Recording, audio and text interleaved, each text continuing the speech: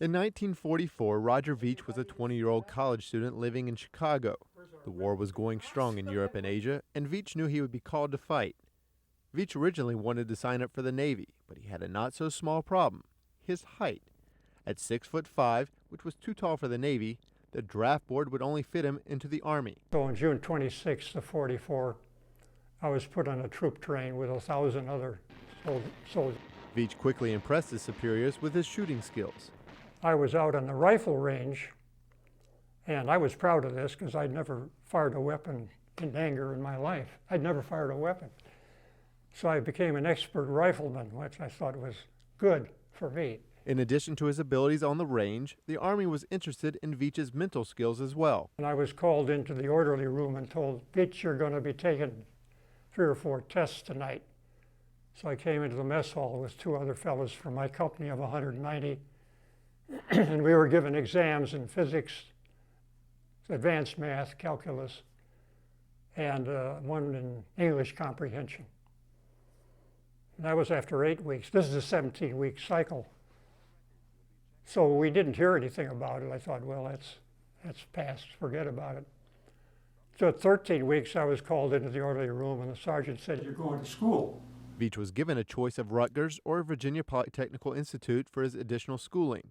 He chose Virginia Tech to study electrical engineering, which was a bit different from what he had studied before the Army.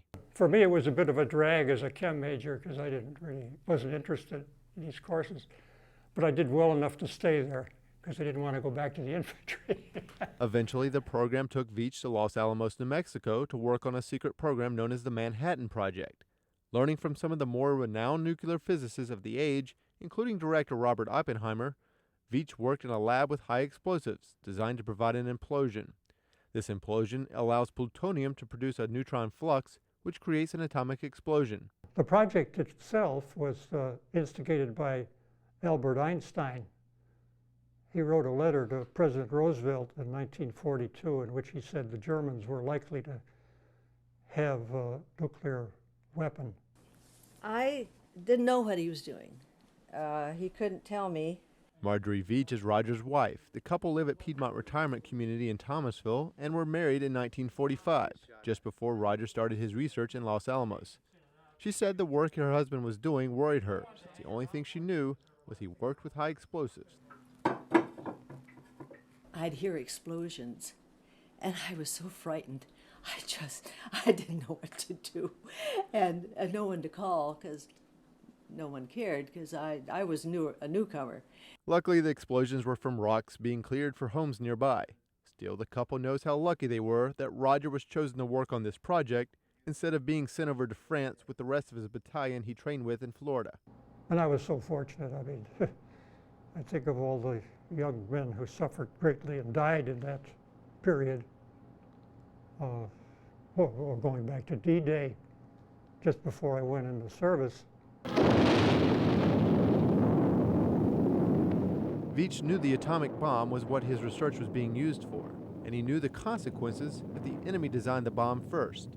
Well, we had heard that this was to be used. It was a scuttlebutt that it was to be used. But we didn't know when and we didn't know where. Larry Walser lives in the same retirement community as Veach and was a B-24 pilot during the war. In August 1945, he was flying a mission on the eastern side of Japan when he witnessed the impact of Veach's work. Just going along, and all at once the co-pilot tapped me on the shoulder and said, "Look over there." And I looked, and I said, "Somebody started one hell of a fire." I remember that as well.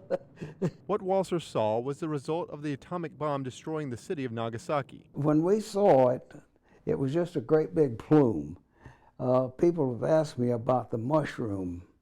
I don't recall actually seeing the mushroom. I just remember that tall plume of white smoke. Walser's crew didn't find out what they saw was the atomic bomb until it was reported in the news a few days later. Veach's work on the Manhattan Project allowed him to continue his work after the Army with the VA in Chicago. There, he worked with radioactive iodine in a lab to check patients for medical problems. He is most proud of a dye he designed that helped pinpoint a pancreatic cancer tumor. Still, Veach knows the global impact of his early work during the war. But it was a strange feeling. We'd participated in something that required the use of our brain, worked hard at it for a period, and then it was being used to kill people.